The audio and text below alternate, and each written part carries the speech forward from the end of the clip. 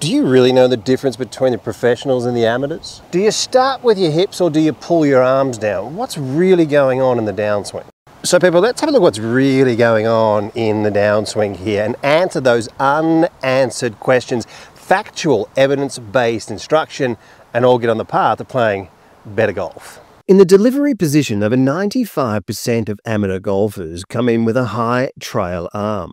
By contrast, the PGA Tour averages show the right forearm pointing closer down towards the ball. This small detail is a game changer. It's a must-have if you want to become a great ball striker. And unfortunately, amateur golfers go their entire lives without even noticing this. So people, looking at our tests, over 95% of amateur golfers come in with a high right forearm, a high trail arm here. Some are coming in with an open club face, some are coming in with a square club face, and many of them have to manipulate the club head and make compensation moves standing up and really causing a mess of their swings. What we need is a longer right arm, and we need these hands closer to this trail leg. Now, unfortunately, amateur golfers are turning their shoulders and their hips at the same time and leaving their arms up as they're turning. There's no pulling down. There's no reconnecting of the arms to the side. Have a look at Justin Rose here, the pulling down. This force, there's going to be a pull down and a push out. We need to get these arms to pull down, reconnect so we can find that slot, one of the key moves to a perfect downswing. Now, how do we get into this position? Why are amateurs coming in with a high right arm? It's because amateurs are turning and they're leaving their arms out. They're leaving their arms out. They're starting down with the shoulders and the hips at the same time. There's no pulling effect. It needs to, for so many of you out there, you need to be able to pull this arm in and then push out. Reconnect this arm to the side of your body so that you can extend it out. And we've got some awesome drills here to take you through that. The first thing we're going to look at is reconnecting this arm and getting ourselves in a position that we can just propel this ball consistently down the line. So guys, here's a great checkpoint for everyone out there. Have a look at the lag wall, situated around 6 inches on the outside of that trail foot. Now look where these great ball strikers end up. On the inside of the lag wall. Have a look at that right arm. There's a definite pulling effect here for amateur golfers. Don't leave your arms up and turn. Force and pull these arms back down into your side. This is where we're seeing the great ball strikers, a great checkpoint. We see it with past and present players here. Understanding how this arm works and get this right arm to pull in and down, and then we're going to push out. It's reconnecting to your body here, people, and rather than leaving the arms out where you're flipping it, standing up, no shaft lean, just really struggling from this position here. So guys, coming up in this video, we're going to be looking at the direction of the arms, the length of the arms, and what really starts the downswing. So guys, this is the best connection drill. This is the best way you can feel and program this move to stop standing up and flipping it if you want to get consistency, or that consistency of strike. Now, I've teed up 3 balls, just taking the liberty to do that. Let's have a talk and have a look at what's going on here. Now, what we want to do is we want to get up, take your address position, take like a 9 or an 8 iron, get to the top of your swing, and you're going to bring the arm down. It's going to reconnect to your body. Now, when you do this, guys, I'll do it from this side here. It's going to reconnect. What we want to do is keep these hands quite close to your right leg, your right arm's nice and low, right?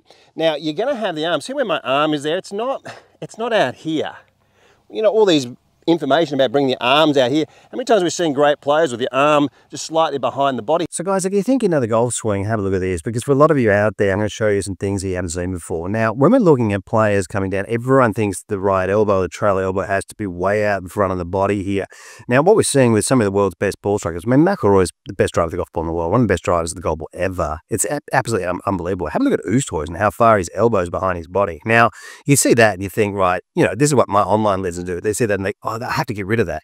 You can't get rid of that, right? If you're coming down and really your right elbow's higher than the left here, if that's the case, you're going to have a tough time. So what this type of player is going to do, they're going to sort of throw the arms at it, and around impact, the arm's going to be very straight.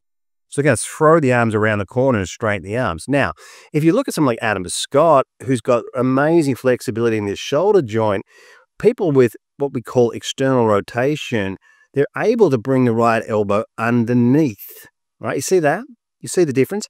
Now, when people have that ability, they're going to bring the club out a lot more in front of them. For people that come down and the right elbow's higher or level, it's going to be often behind them more. Guys, you don't have to have your arms out in front of your body. You just have to know what you're doing. I see a lot of people with my online lessons, they're trying to fix the one thing that's really holding their swing together. Like for a lot of amateurs that are standing up, and probably over 90% of amateurs stand up, and they're trying to fix it, but of course you're going to stand up if your arm's out here, otherwise you're going to chunk it, right? So it's unconsciously your body's fixing up the mistake of this being too wide, because that's how we got to pull this thing in here.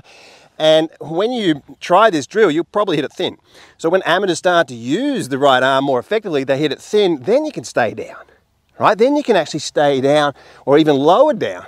Like the tour average is 3 inches of movement down, because when we actually get the arm in a great place and get the shaft lean, it actually shortens the radius of the swing. So this place, this feel, this arm, getting it to reconnect is such a big thing. Let's have a look at this drill. Take a 9 or an 8 iron, get to the top, swing down, reconnect the arm, and just pump the arms a couple of times, and then give it a hit, all right? Do it again, up to the top. Just feel what your body's doing. Feel this arm up to the top of the swing. Pull the arms down, right? Get it into the side here. You can really feel the arm. I want it to reconnect. I want you to physically feel contact here. Pump the arms a couple of times. Once you've got that position, 1, 2, give it a hit. And guys, this is a powerful way to create more shaft lean, more speed, and just bring your arms into the position where great players are. So hi guys, if you liked the video, please consider giving us a thumbs up. It helps us reach more people. Thank you. So guys, next year in mid-March, Dr. Robert Neal and myself will be holding golf schools in Orlando, Florida. 2-day golf schools covering every area of the game. Can't wait to catch up with you. I'll get you playing the best golf you've ever played. Reach out to me at craig@worldclassgolf.com, craig@worldclassgolf.com. So guys, let's have a look at the PGA average here as we draw a line down. Have a look at that number there, 48 degrees, look where it's pointing. Look at these great ball strikers, how close they are. Have a look at the number here, 50 degrees. Now what we're seeing with a lot of the amateur players is just nowhere near those positions, or even like when you can be technical without being mechanical, nowhere near those numbers. Now what we've developed at World Class Golf Instruction is Swing Slap. This is a screenshot on my phone. Have a look at the numbers underneath there. What you do is just pinch your fingers on the screen and you can draw lines with angles and compare yourself to the PGA averages of movement. And we've got some amazing videos in that app where you can compare yourself to the major moves of the PGA Tour players. And it's simple, people. The closer you get to these positions, the better you hit the golf ball. It's in the app stores, coming out on Android soon. Swing Slap, guys, just helping so many people. So guys, have a look at my right arm here. Now watch this, okay? See the club head is in front of my hands here, see how the club head's pointing up? Watch this here, okay? I'm gonna bring my hands down. Watch what happens to the plane of the club when I straighten my right arm. Okay, look at that. Bring the right arm up, straighten the right arm. Okay, now the right arm's just slightly bent, but obviously for a lot of amateur players, as they're leaving the arms up as they turn, they really come in with a high right forearm. All of them just about. Now, what we want to be able to do here is get this right arm closer, your hands lower and closer to your right leg.